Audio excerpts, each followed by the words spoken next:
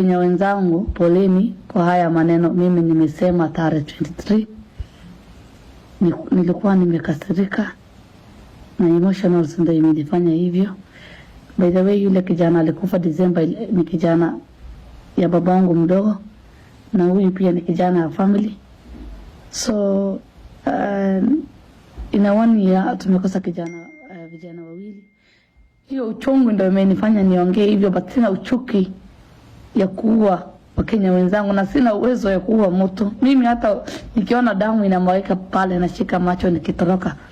So Kenya inatendeka Garissa si mzuri, na singekubali nikiwa hiyo mahali wafanye hiyo makosa. The first time maandamano ilikuwa inatendeka actually, nilikuwa na drive gari nikapatana na Somali wanamuua kijana. Hata hiyo kijana mimi bana nikumbuka wanamchapa kiboko. Sasa nikaambia pana, ni mimi ndo nilifanya huyu kijana sichapwe na nilimfanya aende. Maybe actually hiyo kijana ananiona kutoka hii video. Na mimi sipendi, mimi ni msichana naweza ongea nikikasirika, but sipendi auliwe na mtu. Na wasichana pia hawananga uwezo ya kuua mtu, na hatunanga hiyo roho chafu ya kuua mwingine. So Wakenya wenzangu, poleni kwa haya maneno. Mimi nimesema poleni, na hatuna uchuki na nyinyi, especially Wakamba. Sisi tunaishi na nyinyi, tunaishi na nyinyi for long time. Mimi naishi na Wakamba wengi huko Madogashe, tunaishi Garissa pia Wakamba wengi. Marafiki zangu wengine ni Wakamba, especially mimi marafiki zangu ni security, sinanga ubaya na security ya Kenya. Ni Chalo tu ndo ametukosea. Chalo pia serikali wamesema tutashika, na waziri pia anaenda Garissa Murkomen amesema ni mimi ndo nitaenda. Like tunaona haki ya brother zangu, watu wawili tunapata haki yao, kwa sababu Chalo ni yule aliua Ahmed na ni yule aliua Aden. So ni kama tunapata justice. So what we say is stop violence. Musimamishe hiyo vita, watu wa madogo, please and please, musimamishe hiyo vita. Mwingi pia nyinyi hivyo. Kwanza Mwingi sisi tunapendanga ni ile mahali tunasimamanga tunakulia chakula na tuna take time pale tukitravel. So Mwingi just like Garissa hatutaki vita pale. Serikali tafuta justice. Hapana tisha mimi. Mliua kijana yangu, unataka kuniua mimi. Ni kijana Msomali ananipigia simu na ananiambia mimi niko kwa serikali. Ananiambia hivyo. Kama uko kwa serikali leta peace. Tunataka peace. Fanyeni kama Mohamed Shaban, huyo county commissioner yetu. Ni mtu mwenye anapenda usalama. 24/7 ako kwa media. Sio TikToker, sio mtu kama nani.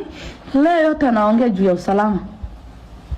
Na everyone knows me. Kila mtu anajua mimi msichana mwenye anapenda usalama. Wale watu wanafanya kazi ya peace. Mnanipatanga kila mahali nikiongea juu ya peace. Juzi nimekasirika, na mimi nikikasirika sinanga control. Afadhali mimi nikikasirika nasema kitu yenye iko kwa roho yangu. Afadhali mimi nikikasirika nasema kitu kenye iko kwa roho yangu, nasema tu natapika. Siwezi control. Na kuna wenye wako na uchuki kwa roho wamejaa. Wanaenda kwa security wanasema sisi tunataka usalama. Ukikuja ground wanaanza vita, sisi tunawajua nyinyi. Na kuna wengi wamenipigia simu wanasema ongea about that. Usiogope, mimi najua nyinyi, nawajua. Wengine hata ni wanasiasa, wengine hata ni sitting MPs, MCS. I know them. So my friends, afadhali mimi msichana mdogo nimeongea na ile kitu ilikuwa kwa roho yangu nimesema. Na now ukiniambia from now sahi enda chukua kiboko chapa hayo mtu nisiezane. Sinanga hiyo roho chapu. Mimi niko na wafanyakazi wawili kwa nyumba ambaye ni nywele ngumu, na mimi naangalia kama msichana yangu. Enda kwa TikTok page yangu utaona nikisaidia mimi wao, tukicheka tukipiga story. Actually wakati nimetoka Garissa nikakuja Nairobi, auntie yangu ananiambia ni msichana kutoka Kitui. Na nampenda sana, amenisaidia sana. Ananiambia mami, kweli wewe ukikasirika unaongeanga tu? Nikamwambia hiyo ni anga. Nimeshangaa nikikuona kwa mtandao. So fitina mwache. Fitina mwache. Mimi watu wa Modogashe wananijua. Watu wa Garissa wananijua. Mimi sio mtu mbaya. Security yenyewe wananijua. Sisi hayo huyo nilimwambia, sisi hayo nilikuwa nampigia kelele, ananijua mzuri sana. Mimi nitampenda kuniuliza. County Commissioner ananijua. Nimefanya kazi sana, nimetafuta justice sana. Nimetafutia wasichana ambao wanafanyia raping na defilement justice yao. Haki yao mimi nimemtafutia. Nimefanya 4 years awareness, 5 years. Since from 2020 up to now, 6 years, 6 good years. Nilikuwa nafanya peace. Tumefanya peace caravan. Sijawahi kosea watu. Sasa nikiongea kuna watu wenye wanataka mimi niende mbali na hiyo jina yangu yaharibike. Kumbafu nyinyi. Nasema wa Kenya, poleni. Poleni, poleni, poleni, poleni. Poleni mara 100. Poleni na vita isimamie. Tutaenda Garissa, tutaongea, tutafanya ground mobilization, na tutaongea mambo ya peace. Jenzini mimi ndio nitaongea na wao na watasimamisha hii vita. So serikali ya Kenya pia security nasema poleni. Kuanzia Waziri Murkomen, Mohamed Amin na wengine. I say so sorry, poleni. Kuna wenye wanatafuta fitina hapa na pale. Angalia mwanaume mzima anipigie simu, anijui mimi, aniambie kwa nini umefanya hivyo, aweza ni advice. Especially watu wenye wananipigia simu wananiambia hiyo umefanya ni makosa, my dear, usirudie na ufanye apologize.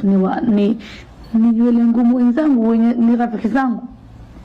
Madisi haya wananipigia na polisi wananiambia umekosea. Lakini hao Somali ni hao ndio wanaanza fitina. Wanaweka media chafu. Msichana amefanya fitina, alafu wananipigia simu wananiambia wewe good job, umefanya mzuri. Na wajua nini? Usiniletee fitina zenu. Wakenya poleni.